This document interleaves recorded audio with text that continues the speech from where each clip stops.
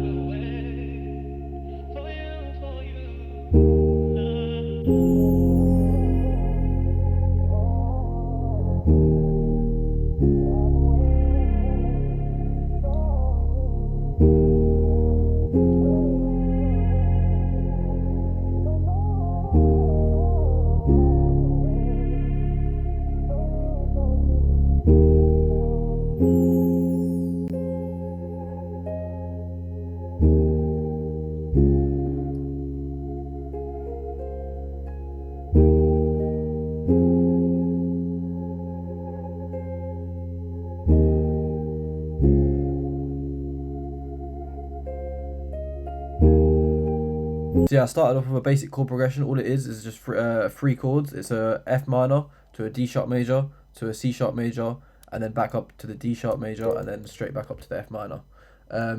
It's a very simple chord progression. It's just three chords. It just goes down the scale, and then at the end here, it goes back up again to build the tension to go back into the second four bars. This is what the chords sound like by itself.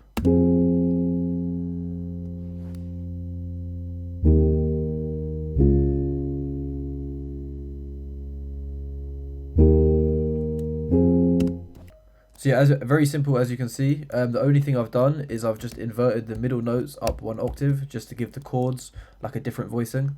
Makes it sound more emotional, makes it sound more interesting. And then after that, all I did was layer the chords with this pad sound.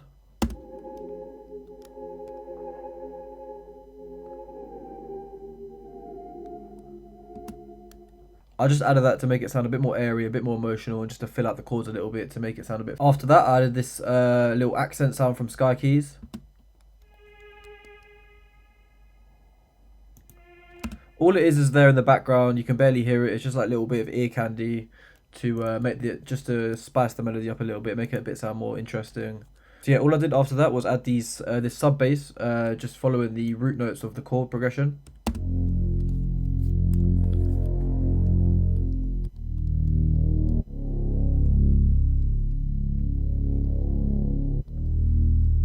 Very simple, very simple. So yeah, after that I got this vocal. With these type of beats and these like emotional R&B sounding like rap beats, basically a vocal is very important. You need to have a good vocal to make the melody a good melody, really. A bad melody or an average melody can be elevated by a very good vocal sample, but then at the same time a good melody can be damaged by a bad vocal, if that makes sense. So this is what that vocal sounds like.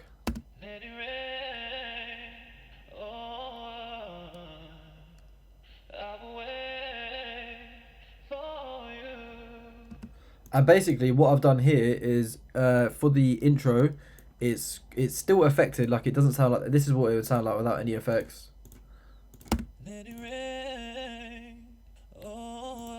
So obviously you can tell it's a lot more affected, but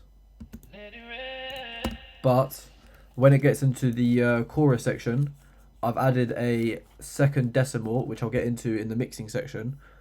Basically just taking out a lot more of the frequencies to give it like a much more underwater effect. So basically this is a section where this can be the intro, and then it goes into the chorus and the vocal is still there, but it's still easy to rap over.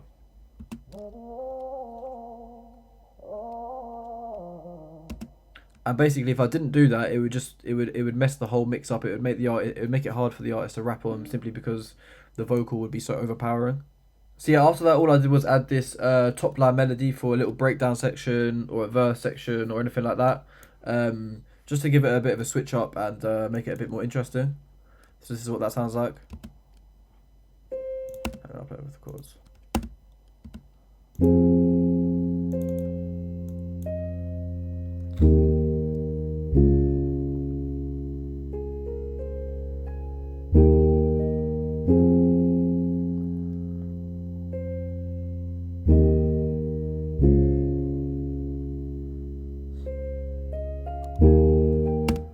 So yeah, as you can tell, there's not a lot going on. It's quite spacious. It leaves a lot of room for the artist still if he wants to rap over a section like this. Like I said, it's the same with the vocal. You don't want to overpower it. You don't want to do too much because otherwise it's going to make it hard for the artist to be able to rap over or sing over. But yeah, basically I've just got two notes here, and then at the end of the 4 bars, it's just got this little like almost like a run. And also, if you listen properly, you can hear that each note, each top line note, works well with the chord that it's landing on as well. And like I've got here,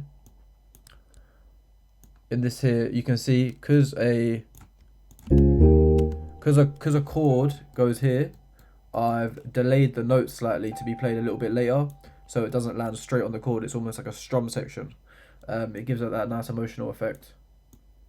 Same thing I've done here, and here, and here. So yeah, for the mixing, basically on the piano, all I did was add a compressor and a bit of reverb. I did add a decimalt, but then I decided to take it away because I didn't like the way it sounded. In fact, I'll show you how it sounded. It distorted it a bit too much, and I didn't really like it, so I left it as it was. For the top line, I also added the same effects. I added a compressor, a bit more reverb, like this has got quite a lot of reverb on it, and then just some EQ taking out the low end. For the pad, all I've got here is just an EQ taking out a lot of the frequencies.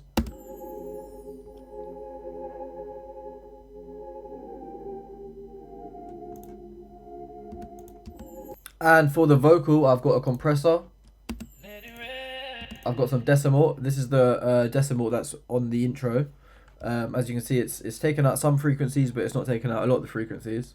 And then for the chorus section, this decimalt comes in with automation. And as you can see, it takes away a lot more of the frequencies. Gives it that nice underwater effect. After that, I added some reverb.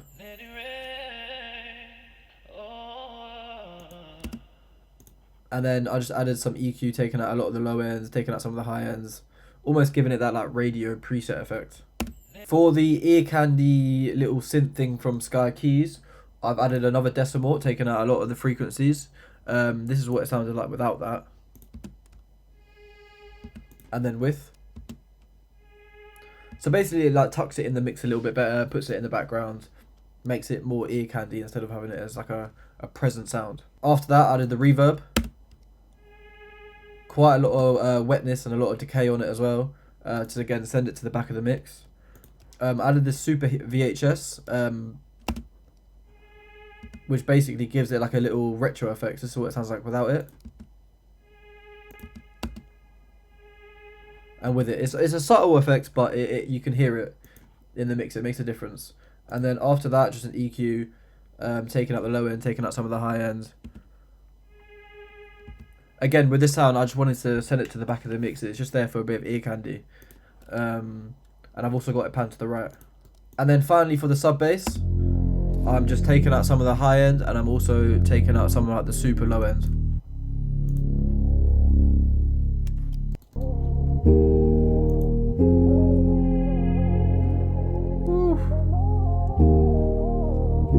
Can't lie, this melody is kind of crazy, I'll be honest. So yeah, as you can see, I've now exported the melody and I put it into a new FL Studio. So yeah, man, let's get into making some live drums.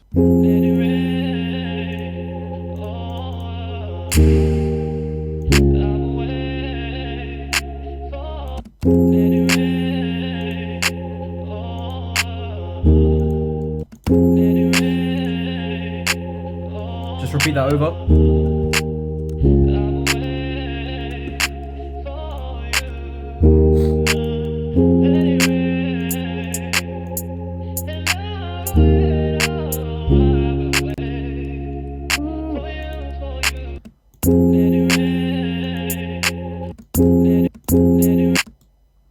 See what a two-step sounds like.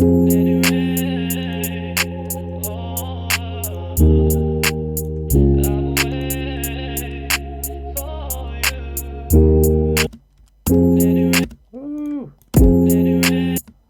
I want to put some kicks on the on each chord.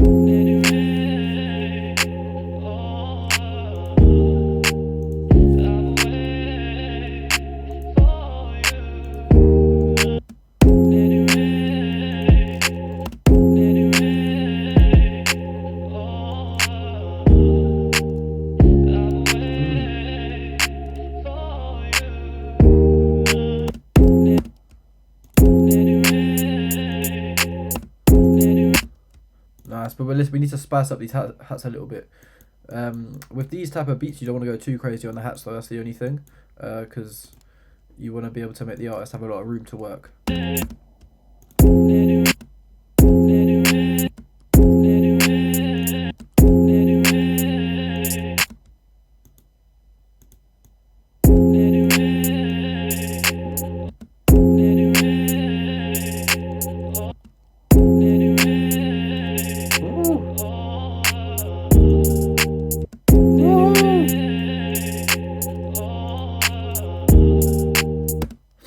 I like that. I like it. I like it. Yes. That's got a nice bounce to it. I like it.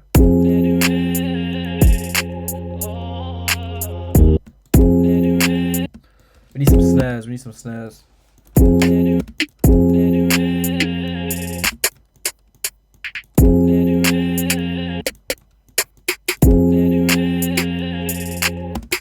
Try this one.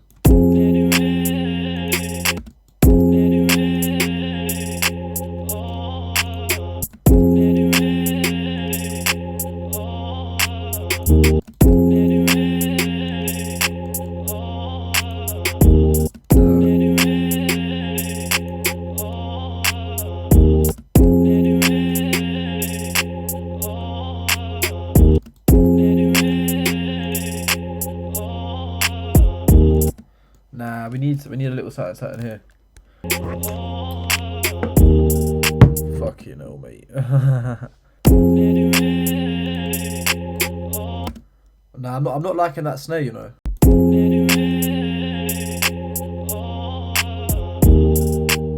Maybe remove the kick.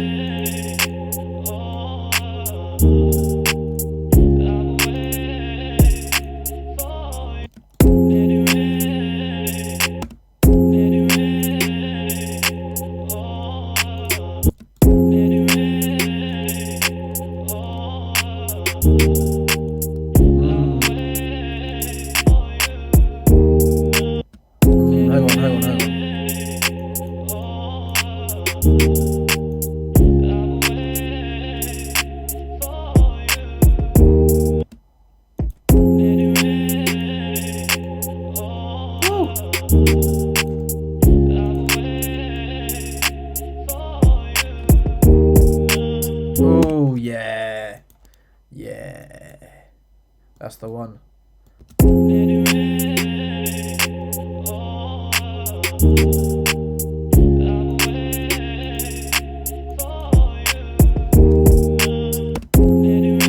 Maybe remove this one.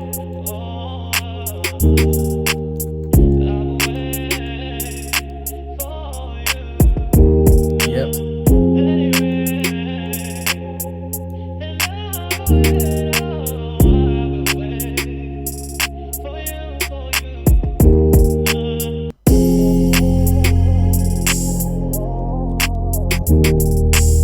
Ooh, yep.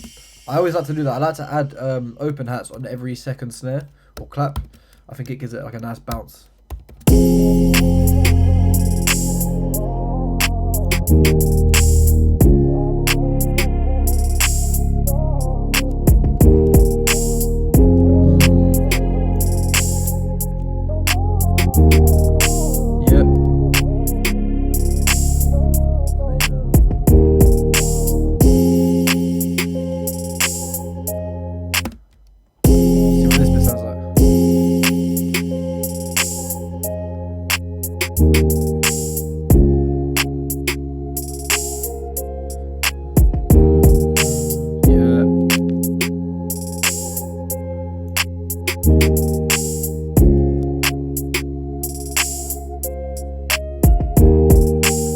Yeah, to be honest, I'm thinking this is done, you know. So what I'm gonna do is I'm gonna mix it, I'm gonna arrange it into a full beat, and then I'm gonna show you guys the final product.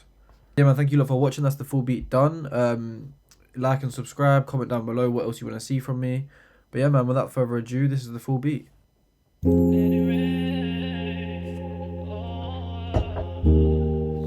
LB, how'd you cook this beat?